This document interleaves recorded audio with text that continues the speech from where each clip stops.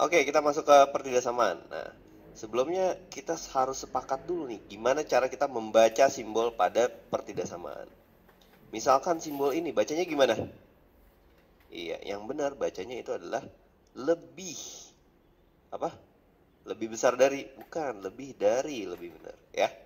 Jadi kalau misalkan ada 3 kayak gini, 2 gitu ya. Bacanya gimana? 3 lebih dari 2. Udah gitu aja, simple. Berikutnya simbol yang kayak gini bacanya apa? Kurang dari. Ya. Jadi bukan lebih kecil dari, jangan, lebih tepat kurang dari. Oke.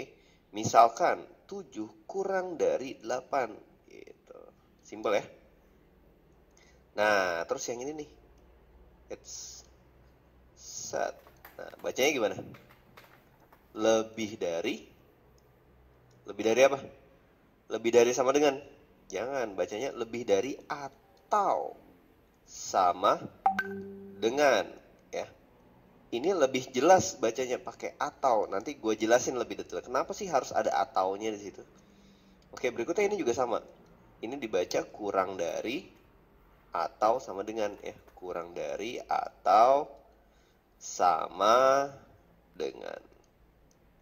Oke, kenapa sih harus pakai atau di sini?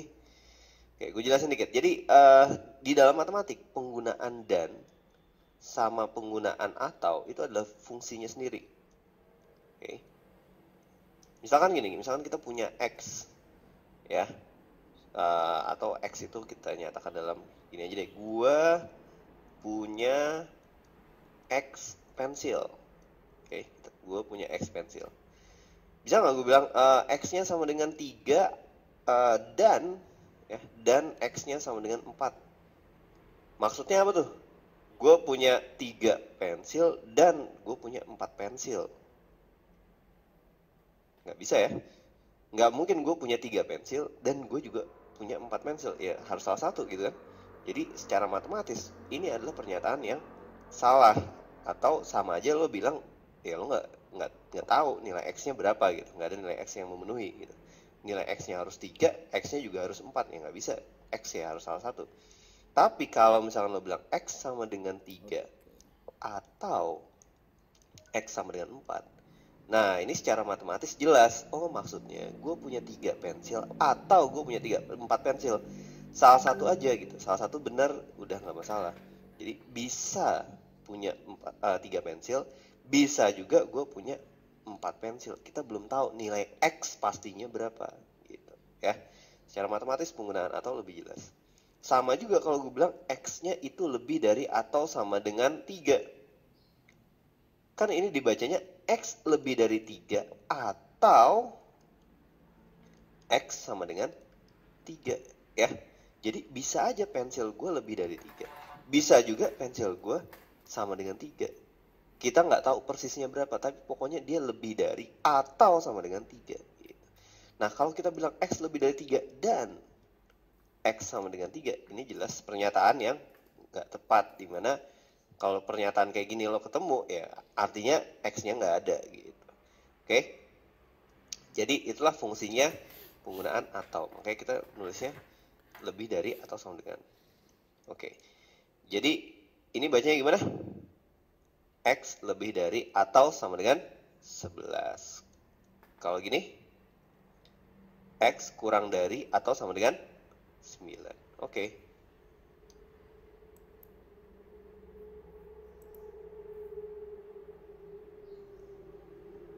Oke, kita masuk yang sederhana dulu. Pertidaksamaan bilangan bulat. Ya, bilangan bulat biasanya simbolnya N. Nah, misalkan N itu lebih dari atau sama dengan 3. Berarti N itu berapa aja? Oke, kalau N itu bilangan bulat, berarti N itu 3 termasuk ya. 4 termasuk, 5 termasuk, 6 termasuk, 7 termasuk, dan seterusnya gitu ya. Oke, berikutnya kalau N-nya lebih dari min 2, berarti himpunan N itu apa? Oke, berarti N itu min 2 termasuk nggak? Nggak termasuk. Yang lebih dari min 2 berapa aja sih? Kalau dia bilangan bulat, berarti min 1 masuk ya. Ingat, bilangan bulat itu dari negatif sampai positif ya. Min 3, min 2, min 1, 0, 1, 2, 3 itu bilangan bulat semua. Jadi min 1, 0, 1, 2, dan seterusnya. Ini semua lebih dari min 2. Kalau n-nya kurang dari 7 gitu, berarti himpunan penyelesaiannya adalah oke, dari 7, 6, 5, 4, 3, 2, 1, 0, min 1, min 2, min 3, min 4, min 5, dan seterusnya gitu ya. Kita nulisnya gini aja. 4, 5, 6, 7 gitu. Oke, terus kalau misalkan kita mau menuliskan gini nih. Nah, misalkan 2 kurang dari n kurang dari atau sama dengan 5. Berarti n-nya berapa aja nih? Yang n-nya lebih dari 2 berarti masuk berapa? 2 masuk nggak? 2 nggak masuk ya. 3 masuk. 3 masuk. 4 masuk. 5 masuk nggak? Iya, 5 masuk. Karena 5 itu sama dengan 5 di sini. Oke? Jadi tulisannya kayak gini. Kalau misalkan 0 kurang dari atau sama dengan n kurang dari 7. Berarti n-nya gimana? Oke, kita mulai dari yang paling kecil. 0, 1, masuk ya. 2, 3, 4, 5, 6, 7 masuk nggak? 7 nggak masuk. Gitu. Oke, terus kalau misalkan n kurang dari 2 atau n lebih dari 5. Nah, berarti n-nya berapa? Oke, berarti n-nya kurang dari 2. Oh, berarti sebelum sesuatu terus min 1 masuk ya, min 2 juga masuk, min 3 juga masuk, 0 masuk, 1 masuk ya, tapi 2 nggak masuk. 2 nggak masuk, 3 nggak masuk, 4 nggak masuk, 5 juga belum masuk, 6 baru masuk. 6, 7, 8, 9, 10, 11, dan seterusnya. Oke, bisa ya untuk pertidaksamaan bilangan bulat. Simple kok, intinya cuman gitu aja. Oke, sekarang kita masuk ke pertidaksamaan bilangan real ya. Masih ingat ya konsep bilangan real ya? Kalau nggak ingat, gue ingetin lagi deh. Jadi bilangan itu bisa kita bagi menjadi 2 bagian. Ada bilangan real, ada bilangan yang tidak real. Oke. Kemudian bilangan real ini bisa kita bagi 2 bagian lagi, yaitu bilangan rasional sama bilangan irasional. Terus bilangan rasional bisa kita bagi 2 lagi, yaitu adalah bilangan bulat sama pecahan. Oke.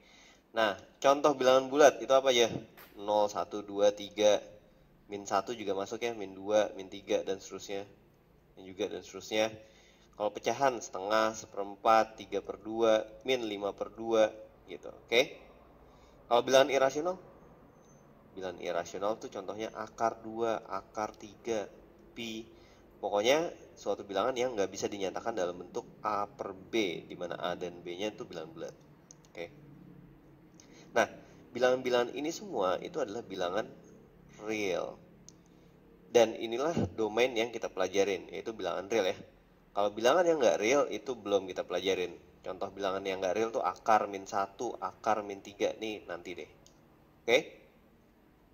Nah, pada garis bilangan, semua bilangannya itu adalah bilangan real. Jadi ini kalau kita gambar garis bilangan misalkan kayak gini. Ya. Sorry, ini harusnya panjangnya harusnya sama ya. Tapi ini kira-kira kayak gitulah. Misalkan gue gambar dari min 2, min 1, 0, 1, 2, 3, 4, 5, 6, 7, 8. Oke. Nah, kalau kita ngambil bilangan bulat ya, misalkan ada soal gini, n anggota himpunan bilangan bulat ya. Bilangan bulat tuh simbolnya gini. Terus misalkan n lebih dari 1. Nah, berarti yang masuk bilangan n itu apa aja? 2 masuk, 3 masuk, 4 masuk, 5 masuk, 6, 7, 8, dan seterusnya gitu ya. Nah, kalau misalkan gue minta X anggota himpunan bilangan real. Nah, terus X-nya lebih dari 1. Berarti yang masuk X apa aja? Dia bukan mulai dari 2, tapi mulai dari 1 lebih dikit. Ingat 1,00000001 juga masuk gitu ya. Jadi 1 lebih dikit di sini nih. Tapi satunya nggak masuk gitu. Terus 2 masuk, 3 masuk, 4 masuk, 5 masuk, 6 masuk, 7 masuk, 8 masuk, dan seterusnya. Nah, ini gambarnya gimana? Pokoknya dari 1 ke kanan semuanya. Ini kita arsir. Tapi dengan catatan, satunya sendiri nggak masuk. Oke? Nah, sekarang contoh lagi. Oke, misalkan kayak gini ya. Terus X anggota himpunan bilangan real di mana X-nya lebih dari atau sama dengan 2. Nah, berarti yang masuk anggota X yang mana aja? Iya, 2 masuk, 3 masuk, 4 masuk, dan seterusnya. Pokoknya dari 2 ke kanan, gitu kan? Oke? Ya, jadi kira-kira kayak gitu deh. Cara kita menggambarkan pertidaksamaan pada garis bilangan. Terutama untuk bilangan yang real. Ya, jadi kalau misalnya kita punya X kurang dari 7 misalkan, ya udah kita gambar garis bilangan, ambil 7 di sini, dia ke kiri. Gitu. Kalau kita gambar X kurang dari atau sama dengan min 3, ambil garis bilangan, min 3 misalkan di sini, terus ambil ke kiri, tinggal kita arsir. Tapi jangan lupa, kalau dia kurang dari atau sama dengan, berarti boleh nggak X sama dengan min 3? Boleh, berarti ini harus kita buletin penuh. Kalau yang ini, karena dia tidak boleh X sama dengan 7, berarti ini kita buletin bolong. Oke, kebayang ya? Nah, pada pertidaksamaan, kita harus perhatiin benar-benar kata-kata dan sama atau. Oke, jadi kalau misalnya kita punya soal kayak gini, X lebih dari 7 dan X kurang dari 10. Berarti maksudnya apa? Artinya, ingat kalau dan itu dua-duanya harus benar ya. Jadi X lebih dari 7 dan X kurang dari 10. Berarti kita gambar. Ini 7 lebih dari 7 berarti ke sana. Oke. Berikutnya kita gambar lagi. Ini 10 kurang dari 10 itu berarti begini. Nah, kalau dia bilang dan, apa nih artinya nih? Dan itu berarti harus dua-duanya. Ya, dia harus lebih dari 7 dan dia harus kurang dari 10. Berarti himpunan penyelesaiannya itu adalah lebih dari 7 dan kurang dari 10. Itu adalah irisannya gitu.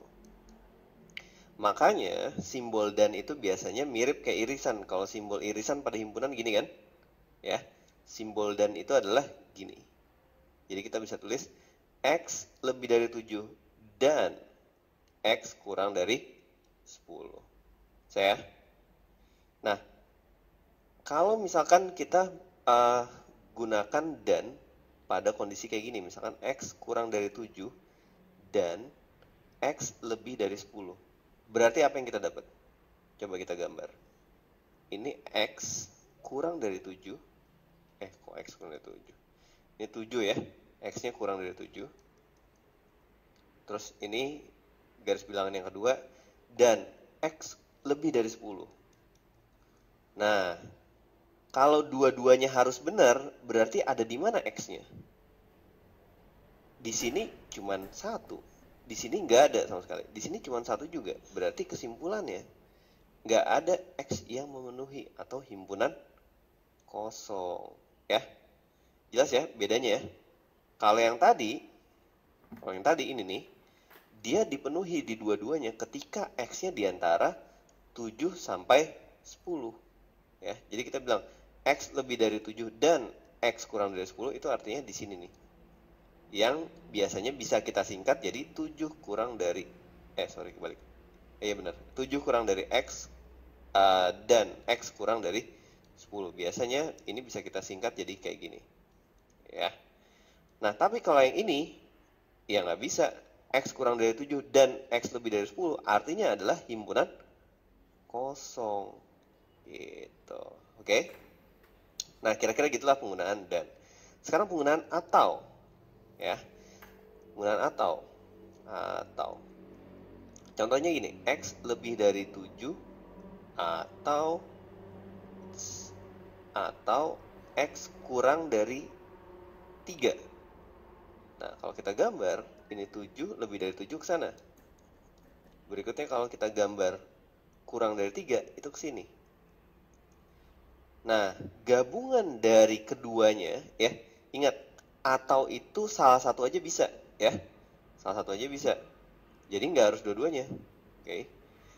Nah, berarti kalau salah satu aja bisa, berarti gabungan dari ini semua adalah X kurang dari 3 bisa, X lebih dari 7 juga bisa, gitu. Oke? Nah, sementara kalau kita gunakan atau itu di persamaan yang kayak gini, X lebih dari 3 atau X kurang dari 7. Nah, ini gimana nih? Coba kita gambar. X lebih dari 3. Ini gambarnya gini kan? X lebih dari 3. Berikutnya X kurang dari 7. Gambarnya gini. Nah, tapi dia bilang atau artinya salah satu aja benar, ya udah benar gitu. Berarti kira-kira himpunan penyelesaiannya apa?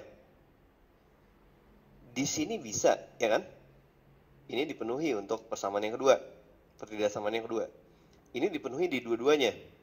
Ini dipenuhi di pertidaksamaan yang pertama. Oh, berarti kalau gitu dia dipenuhi untuk semua nilai X. Ya, menuliskannya gini, himpunan penyelesaiannya adalah X sedemikian hingga adalah X anggota himpunan bilangan real. Jadi dia dipenuhi untuk semua X gitu. Oke, kebayang lah ya gunanya penggunaan atau sama dan. By the way, kalau atau itu simbolnya begini, kalau dan itu simbolnya begini. Atau itu mengikuti simbol gabung ya, karena dia gabungan dari dua. Sementara dan itu mengikuti simbol irisan karena dia irisan. Gitu. Oke?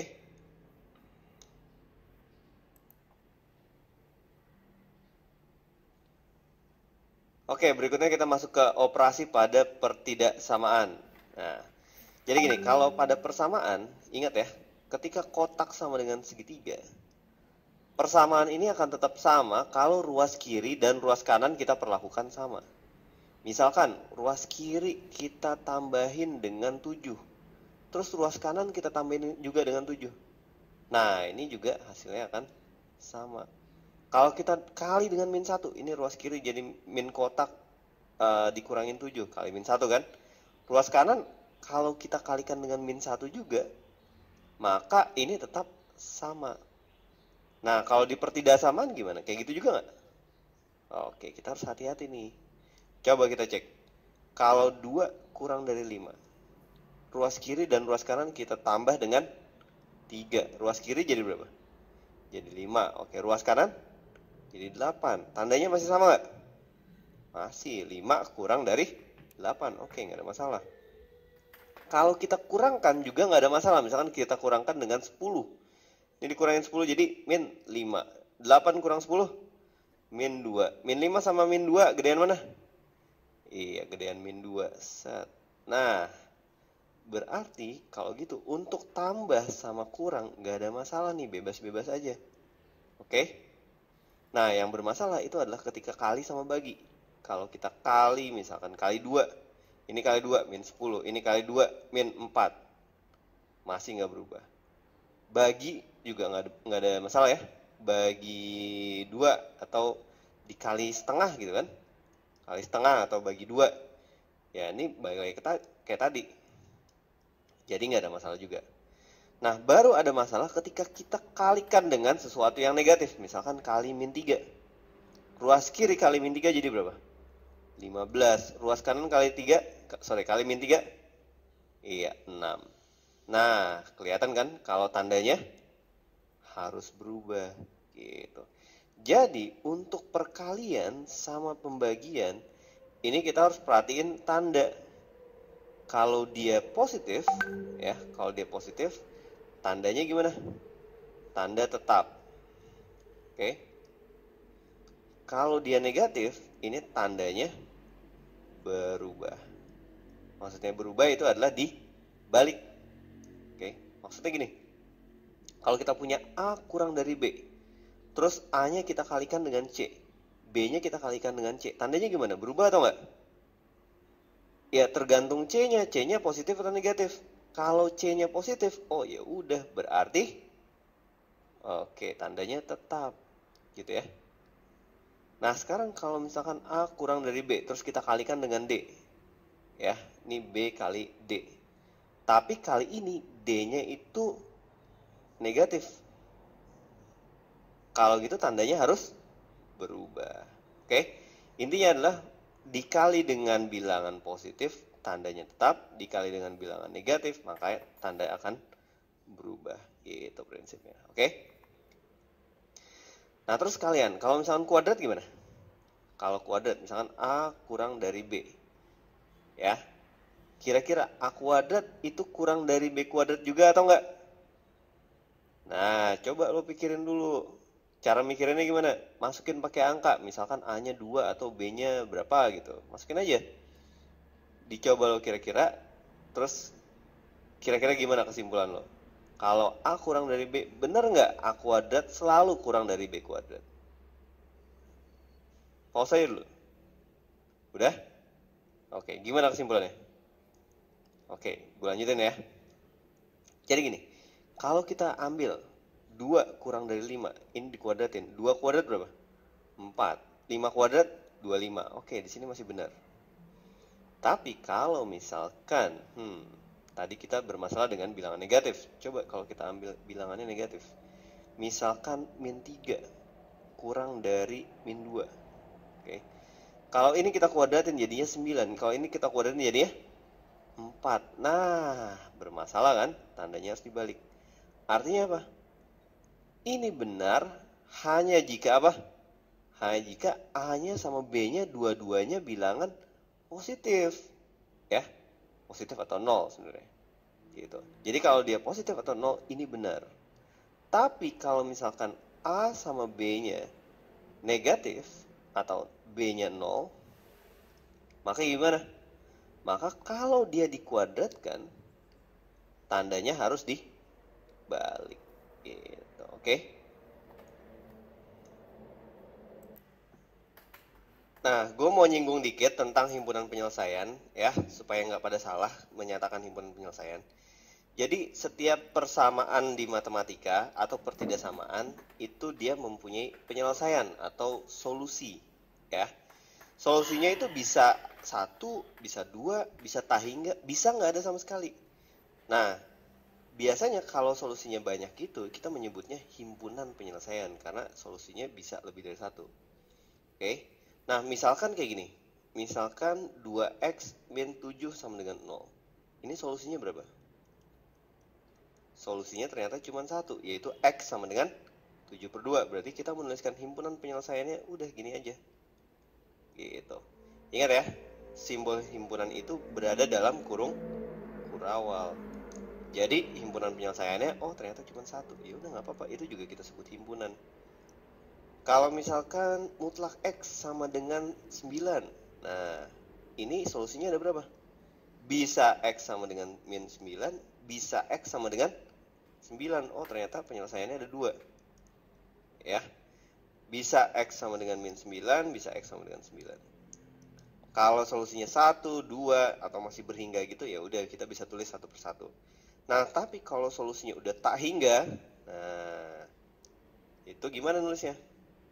Misalkan gini, misalkan ternyata solusinya itu adalah, atau gini deh, kita tulis persamaannya dulu. 3 lebih dari 7. Nah, berarti 2x lebih dari 4, berarti x lebih dari 2.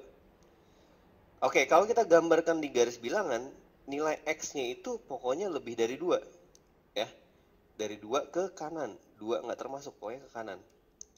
Nah, berarti ini kan banyak banget bilangan yang masuk di sini. Ada 3, ada 4, ada 5, ada 2,5, ada 3,5, ada 4,5, ada 2/3, 2,1, 2 plus akar 2, banyak deh.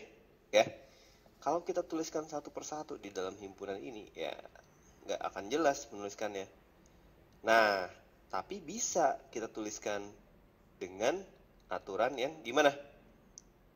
Pertama, kita nyatakan dulu bahwa himpunan penyelesaiannya itu adalah berupa variabel X. Oke, deklarasi dulu nih X gitu ya. Terus kita kasih tahu bahwa X-nya berada dalam pertidaksamaan X lebih dari 2. Kemudian kalau mau lebih lengkap lagi, kita nyatakan X-nya ini anggota himpunan bilangan apa? Oh, misalkan X anggota himpunan bilangan real gitu. Perhatiin ya, 3 bagian ini ya.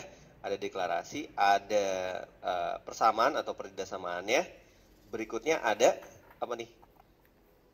Menjelaskan si variabel ini adalah anggota himpunan bilangan apa. Misalkan kita punya suatu himpunan penyelesaian yang mirip kayak gini, ya, pakai X juga, X, atau biar nggak bingung, Y deh, Y sedemikian hingga Y lebih dari 2.